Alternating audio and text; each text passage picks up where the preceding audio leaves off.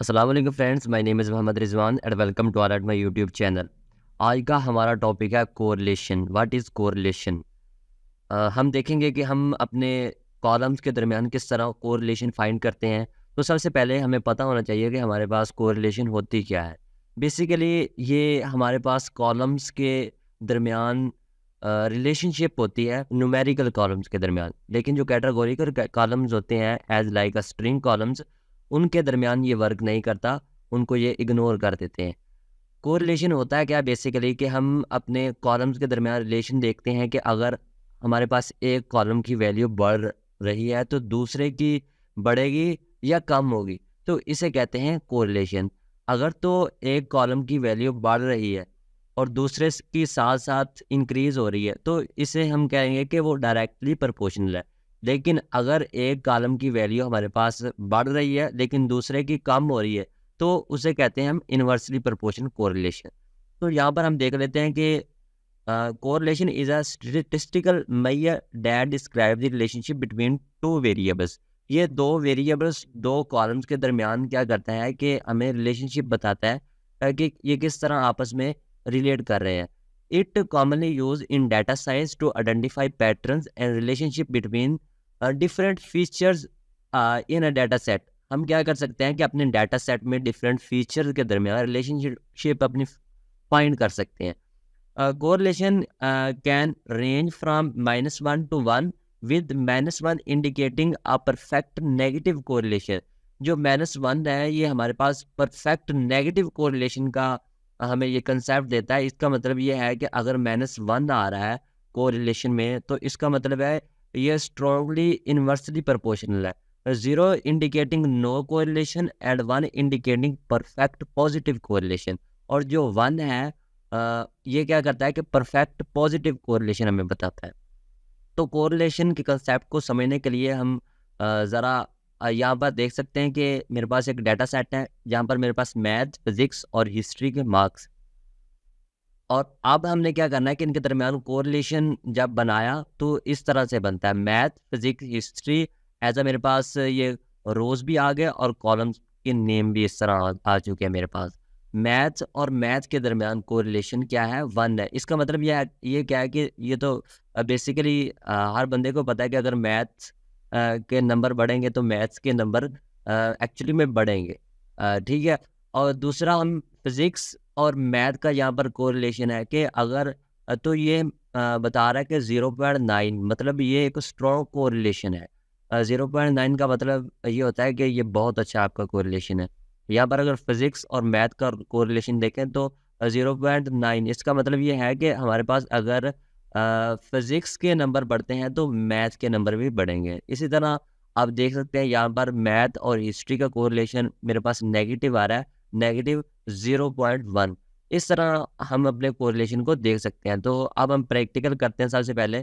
तो यहाँ पर मैं इंपोर्ट कर लेता हूँ, इंपोर्ट पांडास एज पीडी।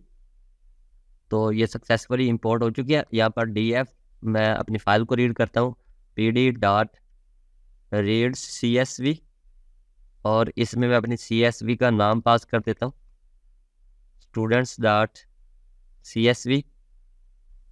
इसको सिंगल कोट्स में बंद कर देता हूँ। तो अब मैं आप लोगों को df डॉट हेड दिखाऊँ, हेड। अब मैं इसे रन करूँ तो यहाँ पर जो मेरा डाटा फ्रेम है कुछ इस तरह से शो हो रहा है। और यहाँ पर name, team, number, position, age, height, weight, college और सैलरी है। अगर आप यहाँ पर देखें तो जो नेम है ये मेरे पास कैटेगोरिकल, इसमें जो मेरे पास आ रही हैं वैल्यूज़ वो स्ट्रिंग है। टीम में भी स्ट्रिंग आ रही है। इसी तरह जो कॉलेज है ये भी स्ट्रिंग है। तो इसको क्या कर देगा, जो हमारे पास कोर हमारे पास फंक्शन है जिसको हम कोरिलेशन फाइंड करने के लिए यूज़ करते हैं, वो इनको इग्नोर कर देगा। अब हमने क्या करना है कि इनके दरमियान कोरिलेशन को देखना है। तो सिंपल उसके लिए आप क्या करेंगे, df डॉट कोर फंक्शन का यूज़ करेंगे, CORR। अब मैं इसे रन करूँ तो यहाँ पर देख सकते हैं कि इसने इसकी कोरिलेशन बता दी है। यहाँ पर मेरे पास नंबर, एज, वेट और सैलरी। इसी तरह यहाँ पर भी नंबर, एज, वेट और सैलरी मेरे पास आ रहा है। नंबर का नंबर के साथ, किसी भी नंबर का अपने साथ जो कोरिलेशन होगा वो स्ट्रॉन्ग कोरिलेशन होगा, मीन्स कि वो हमेशा 1 होगा। तो यहाँ पर नंबर का नंबर के साथ जो कोरिलेशन है, जो इस पिवट टेबल में मेरे पास शो हो रहा है, वो 1 है। इस तरह नंबर्स का मेरे पास जो एज के साथ कोरिलेशन है, वो 0.0, मतलब ये वीक कोरिलेशन है। इसी तरह मेरे पास अगर वेट का आप कोरिलेशन देखें, वेट के साथ तो ये 1 आ रहा है। वेट का सैलरी के साथ आप कोरिलेशन देखें तो मेरे पास 0.13 आ रहा है। इस तरह से आप अपने कोरिलेशन को देख सकते हैं। इससे क्या होता है कि जब आप एल्गोरिदम में अपने में कॉलम्स को पास कर रहे होते हैं, तो आपको ये बेसिकली पता होता है कि कौन-कौन से कॉलम आप एक दूसरे के साथ अच्छा कोरिलेट कर रहे हैं। तो फिर क्या होता है कि आपके जो प्रेडिक्शन होती है, वो स्ट्रॉन्ग होती है।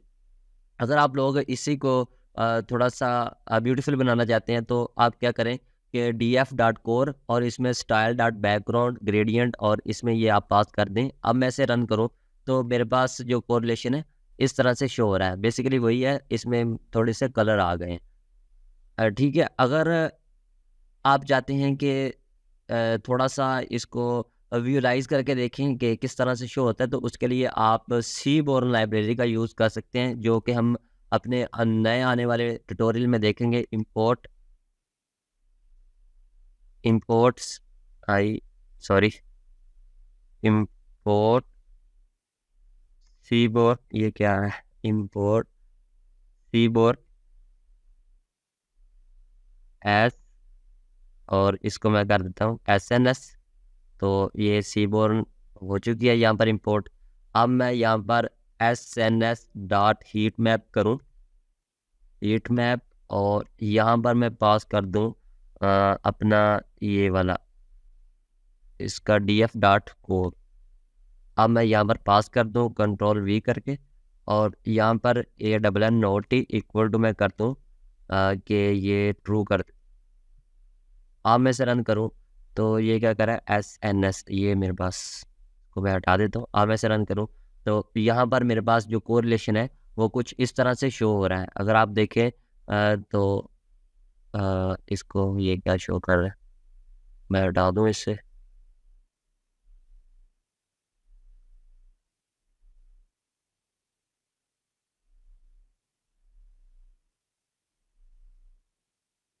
ठीक है, तो आप अगर देखें तो मेरे पास जो कोरिलेशन है यहाँ पर भी शो कर रहा है।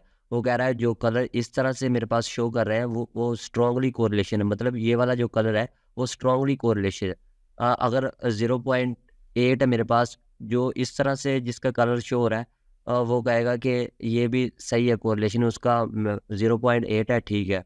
लेकिन जो मेरे पास कुछ इस तरह से शो कर रहा है कलर, 0.0 समथिंग, तो ये कह रहा है कि ये इतना कोई अच्छा कोरिलेशन नहीं है। तो यहाँ पर भी देख सकते हैं आप, यहाँ पर ये कोई अच्छा कोरिलेशन नहीं है, जो नंबर और मेरे पास सैलरी का कोरिलेशन कोई अच्छा नहीं है इतना। लेकिन अगर आप यहाँ पर देखें कि वेट का स्ट्रॉन्ग कोरिलेशन है, और वेट और मेरे पास जो सैलरी है उसका भी अच्छा कोरिलेशन है। तो ये होता है हमारे पास बेसिकली कोरिलेशन। हमने देखा कि हमारे पास कोरिलेशन क्या होता है और ये किस तरह वर्क करता है। तो आई होप आप लोगों को एक अच्छी अंडरस्टैंडिंग मिली कोरिलेशन के बारे में। ये बहुत ही इम्पोर्टेंट टॉपिक है। अगर आप जब मशीन लर्निंग करेंगे, तो उसमें जो कोरिलेशन के कंसेप्ट्स हैं बहुत ज़्यादा यूज़ होते हैं। तो अभी से आप जो कोरिलेशन के रिलेटेड आपके कंसेप्ट्स हैं उनको क्लियर कर लें। और इसी तरह अगर आपने डाटा साइंस को प्रॉपर सीखना है, तो मेरे चैनल को आप फॉलो करें। मेरी प्लेलिस्ट आ रही है, तो आप उसमें से तमाम लेटेस्ट जो कंटेंट है उसको आप एक्सप्लोर कर सकते हैं। और thank you so much guys for watching my video. अल्लाह हाफिज़।